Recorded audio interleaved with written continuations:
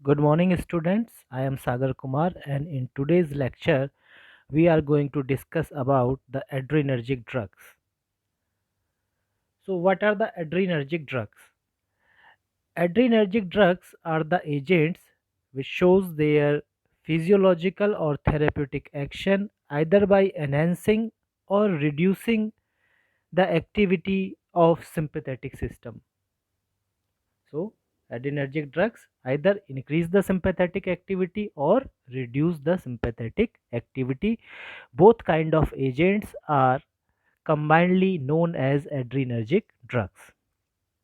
So, if we look at the classification of adrenergic drug, so we can divide the adrenergic drugs or the adrenergic agents into the two major categories. The first one is sympathomimetic agent.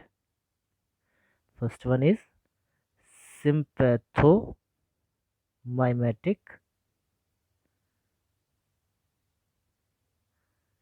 sympathomimetic agent or simply sympathomimetics, and the second category is sympatholytics. Sympatholytics. So these two category combinedly known as adrenergic agents or the adrenergic drugs, the sympathomimetics and sympatholytics, because the sympathomimetics are the agents which produce effects similar to the stimulation of sympathetic nervous system,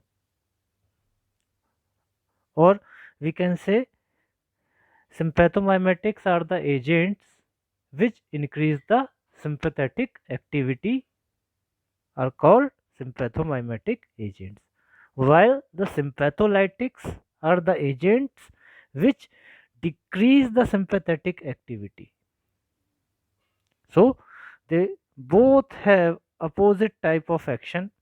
Sympathomimetics usually increase or enhance the sympathetic activity. They does the stimulation of adrenergic receptors, while the sympatholytics cause the decrease in the sympathetic activity, and the sympatholytic agents are usually antagonists which simply blocks the adrenergic receptor for the agonist. Okay, so now we will discuss in detail about the sympathomimetic agent, and we will begin this discussion by the classification of sympathomimetic agent. So the classification of sympathomimetic agents, we can classify the sympathomimetic agents in two ways.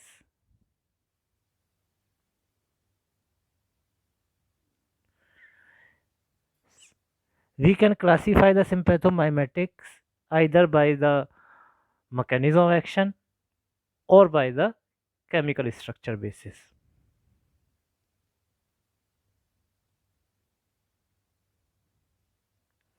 So first we will see the classification based on mechanism of action. So the first classification is based on mechanism of action.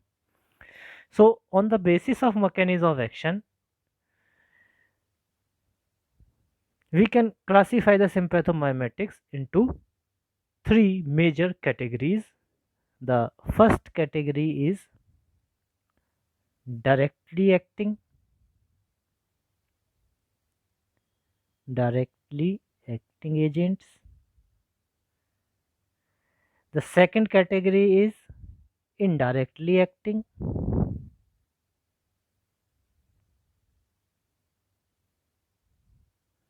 and the third category is mixed acting.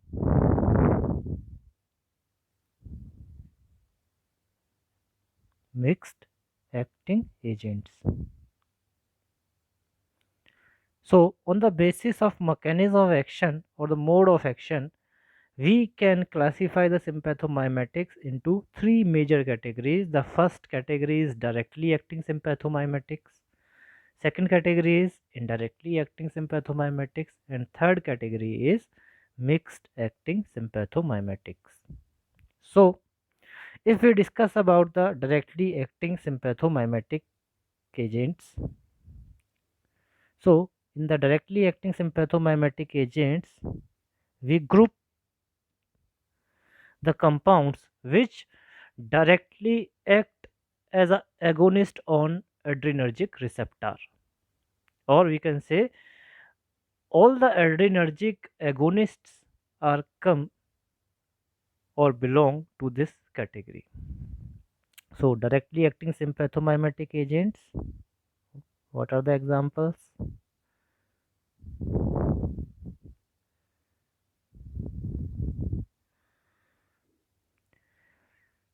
Like we have epinephrine, we have norepinephrine.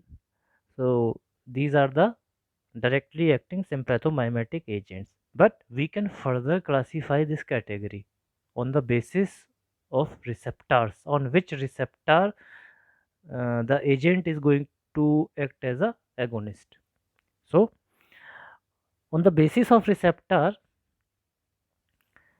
we can say the directly acting sympathomimetic agents can be classified into two categories. The first one is alpha agonists, and alpha agonists are the agents which act as a agonist on alpha receptors. Okay, but as we know, in the alpha family, there are two subtypes of receptor, the alpha 1 and alpha 2 receptor. So, some of the agonists may act on both of the receptor, so they will known as non-selective. So, non-selective, and some of the agonists may act as an agonist on a particular kind of alpha receptor, that may be either alpha 1 or alpha 2. So the first category becomes the non-selective agents, and the second category becomes selective agents. Selective agents, and in selective agents we can have alpha 1 agonists, the agents which simply act as agonist on alpha 1 receptor, and alpha 2 agonists, the agents which act as agonists on the alpha 2 receptor. So if we talk about the non-selective alpha agonist, so the epinephrine, norepinephrine, oxymetazoline, xylometazoline are basically non-selective alpha agonist. When we talk about the selective alpha agonist, and we specifically talk about the alpha 1 agonist, so phenylephrine and methoxamine are the alpha 1 agonists. They do not act as an agonist on alpha 2 receptor. They simply act as an agonist on alpha 1 receptor only. While in case of alpha 2 agonist, we have clonidine, guanfacine, and lofexidine. So these are the alpha 2 agonists. Similarly, some agonists may work on the beta receptor. So for the beta receptor, in a similar way, we can have the non-selective category and the selective category. So first we talk about the non-selective agonists. So the non-selective agonist which act as a agonist on all the beta receptor, beta 1, beta 2 and beta 3. So in this category we have isoprenaline which is non-selective in nature.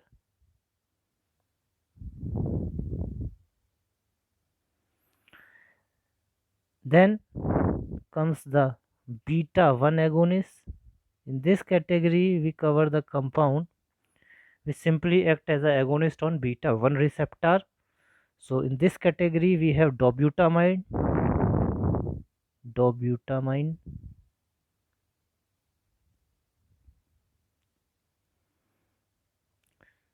then we have beta 2 agonists. For beta 2 agonist, we have salbutamol. Salbutamol is a very important compound which is being used for many years back, and it is of great importance in the corona time, because what it does, it simply dilate the bronchi, which makes the breathing easy. So salbutamol is a major drug which is used in the symptomatic relief of asthma. So beta 2 agonist is salbutamol, we have as a beta 2 agonist. So these all are the directly acting sympathomimetic agents which simply act as a agonist on adrenergic receptors specifically or non-specifically.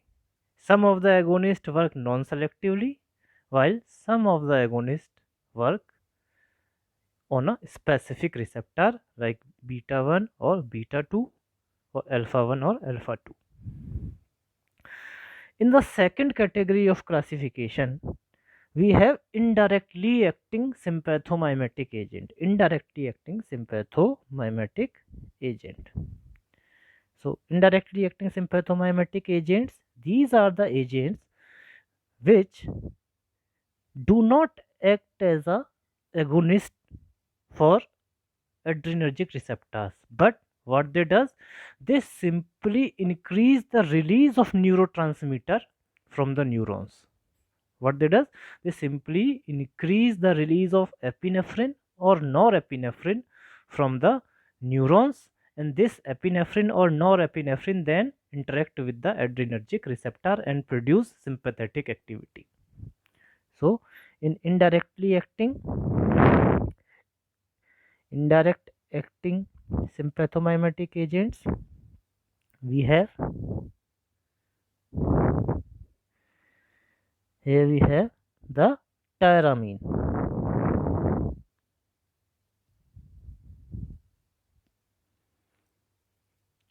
And in the third category, we have mixed acting sympathomimetic agents or mixed acting sympathomimetics. So what are the mixed acting sympathomimetics? Mixed acting sympathomimetics.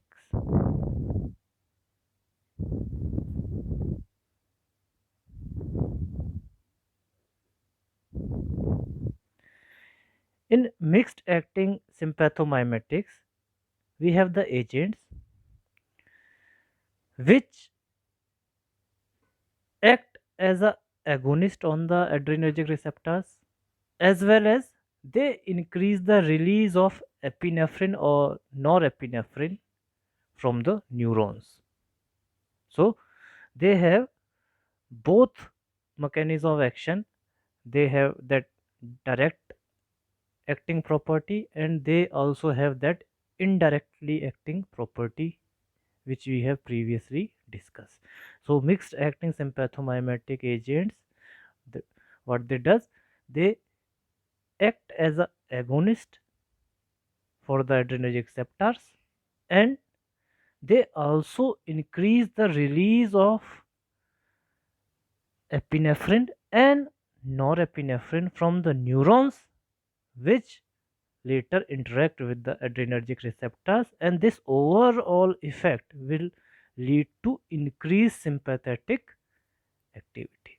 So in mixed acting sympathomimetic agents, we have ephedrine, a very old herbal agent ephedrine, which is obtained from the Vasica ephedra. Then we have amphetamine. Amphetamine.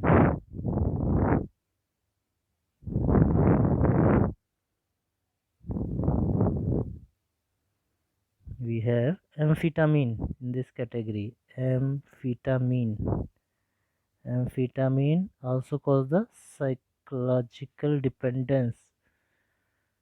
And we also have mephentamine in this category. So these three are the categories on the basis of mechanism of action for the sympathomimetic agents. We have directly acting sympathomimetic agents which simply act as an agonist on adrenergic receptors.